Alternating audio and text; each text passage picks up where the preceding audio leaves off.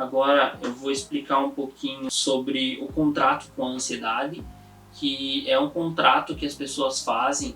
Por exemplo, eu vou ter que sair de casa hoje, aí sobe a ansiedade, né? Eu tenho dificuldade de sair de casa, no exemplo. Sobe a ansiedade. Aí eu penso, não, eu vou ficar em casa. Aí no que você diz que vai ficar em casa, você assina um contrato com a ansiedade. Que a ansiedade diz o seguinte: tá bom, eu saio, eu não vou ficar aqui. Mas quando você for sair de casa de novo, eu vou estar pior, vou estar mais forte. Então você fica em casa, aquela ansiedade passa, no dia seguinte você vai sair de novo, a ansiedade está pior. Você nota que é cada vez mais difícil sair de casa. Então uma pessoa, né, por exemplo, eu tive caso de uma família assim, né, de uma mãe e uma filha. Então no começo, ali com a pandemia, antes da pandemia ela ia na escola. Depois ela ficou um tempo sem ir, acabou se acostumando de não ir. E a questão é que ela não conseguia retomar a escola. Ela não conseguiu retornar para a escola porque ela ficou muito tempo sem ir. Aí quando ela foi algumas vezes, ela faltava muito na sequência, perdendo ali ano letivo, acabou que não retornou para a escola. E o tratamento também não funcionou, infelizmente. Eu tentei ajudar, mas o que eu quero dizer com isso? No começo, se ela ficasse, sei lá, só 1 ou 2 meses em casa com relação à pandemia, que a gente sabe que foi muito mais tempo que isso, ia ser muito tranquilo para ela. Ela ia simplesmente pegar, voltar e pronto. Mas não, ela ficou cerca de 1 ano e meio, quase 2 anos sem ir para a escola, e parece que ela se acostumou com aquilo. E a mãe dela, muito antes da pandemia, já tinha uma dificuldade disso. Então acabou que ocorreu uma evasão escolar. E o mesmo acontece com as pessoas. O contrato de ansiedade, ele faz com que a pessoa fique mais ansiosa e a pessoa chega num ponto que ela não consegue sair de casa em hipótese alguma. Quanto mais tempo demorar, quanto mais vezes ela assinar esse contrato, mais difícil vai ser sair de casa. Isso é bem importante. Vocês precisam entender que sair de casa, para algumas pessoas é difícil, mas geralmente é essencial para o ser humano.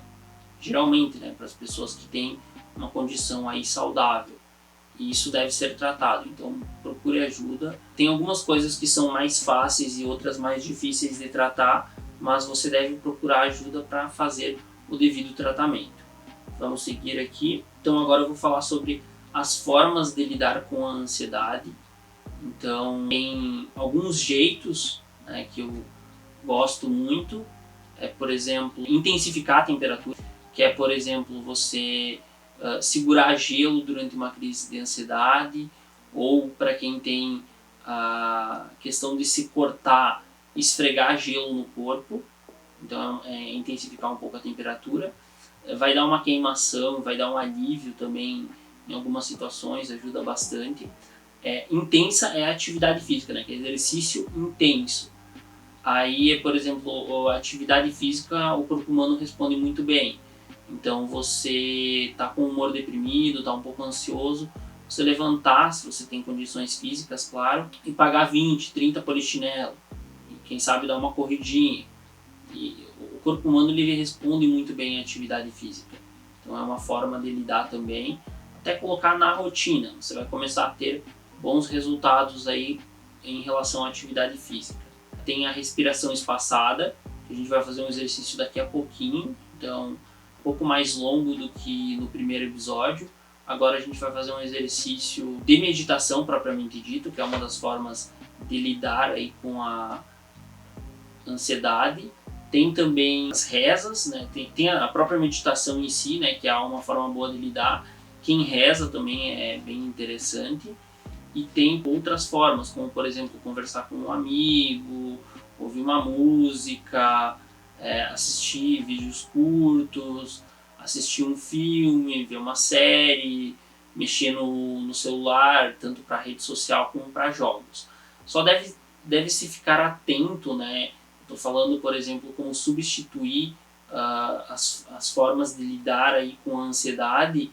Substituir, por exemplo, se cortar, o fumar, o usar alguma droga por essas opções. As primeiras que eu citei são mais úteis, como o gelo, a atividade física intensa, a respiração, a meditação, a reza, falar com um amigo, ouvir música. Até aí é algo mais, né, algo mais benéfico. As outras, elas podem ser consideradas, dependendo do contexto, como uma perda de tempo, né, em alguns sentidos. Então, de algo ruim você vai para algo neutro, né? Mas o bom mesmo é você ir para algo bom, que é esses primeiros que eu citei, né? Esses últimos, então, que é ver filme, ver série, ver vídeos curtos, mexer no celular, seja para jogar ou seja para as redes sociais. Então agora eu vou orientar um exercício de meditação, que ele é um pouquinho mais longo, um pouquinho mais completo que o exercício iniciado no episódio 1.